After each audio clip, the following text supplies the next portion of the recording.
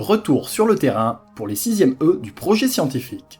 Pour leur dernière sortie, direction les gorges de l'Ardèche, pour y retrouver le visage familier d'Olivier Peyronel qui les attend à l'entrée de la réserve naturelle. Alors, vous avez vu, c'est le même logo qui est sur mon polo, hein. Donc ça veut dire que c'est pas un faux, je travaille bien dans la réserve naturelle.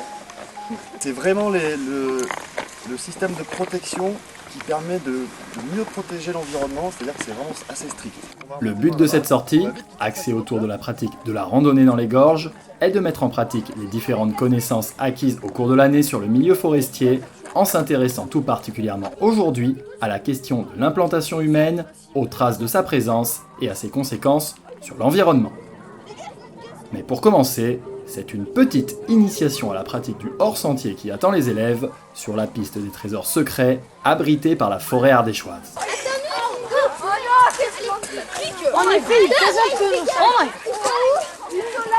Ça picote. Un épisode coordonné par Olivier qui va montrer à nos jeunes randonneurs que progresser en dehors des chemins réclame de l'attention et un peu d'expérience.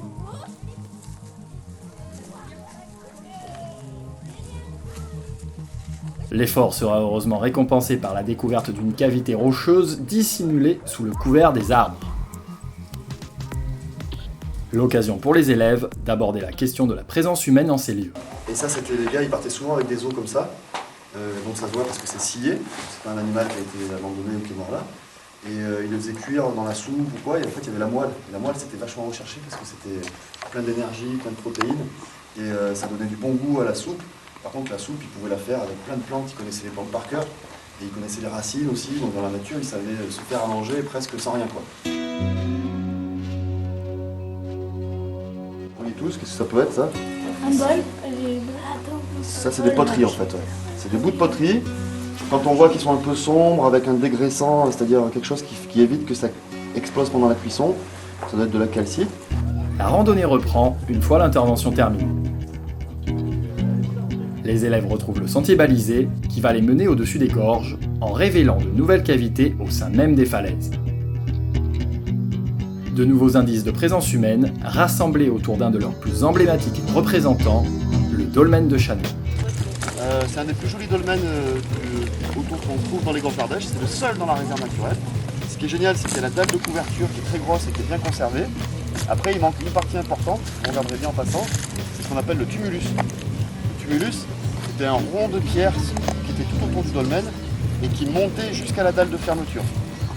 Donc, en toute logique, les gars ils construisaient leur tumulus et ensuite qu'est-ce qu'ils faisaient? Ils allaient détacher cette pierre-là, cette grande dalle de couverture, et avec des rondins et des cordes qu'ils fabriquaient avec des lianes ou des choses comme ça. Nous on avait fait un essai, on arrive à déplacer une dalle comme ça avec une dizaine d'enfants de votre âge. Ouais, c'est tout. Et avec les techniques néolithiques. Aux côtés de Raphaël Beauvais, professeur de SVT et initiatrice du projet scientifique, Olivier a su accompagner les élèves sur les chemins de la connaissance. Au terme de cette année de travail, il dresse un bilan de cette collaboration avec les 6e du collège Marie-Rivier.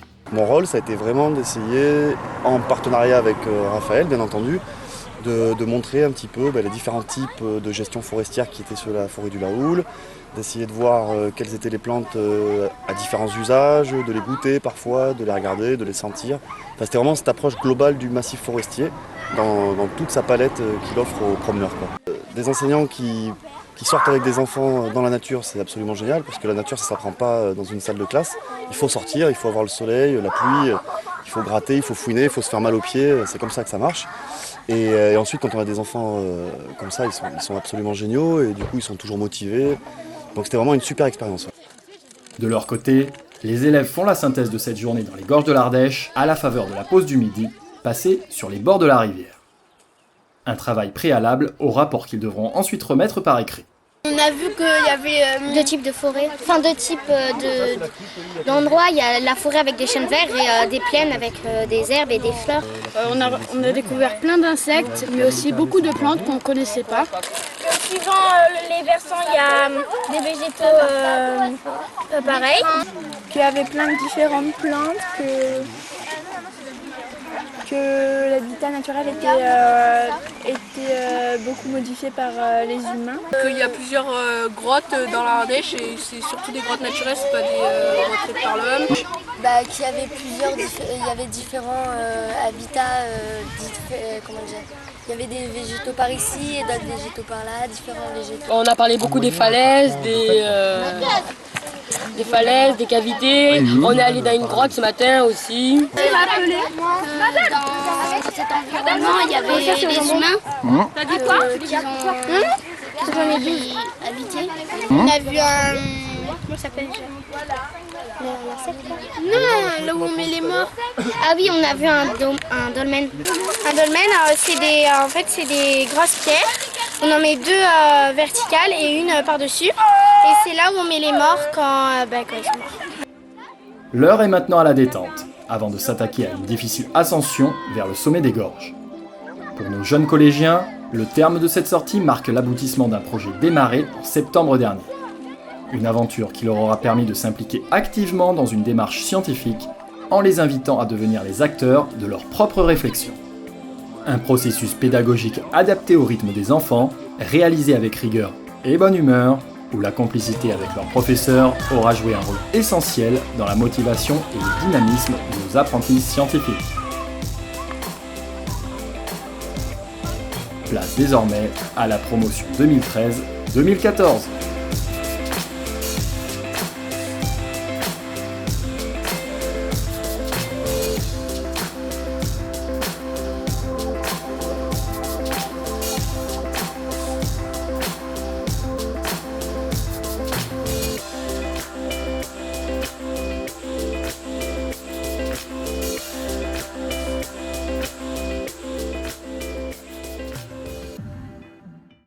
J'ai quelques questions à vous poser. Tu sais que ça filme après le film.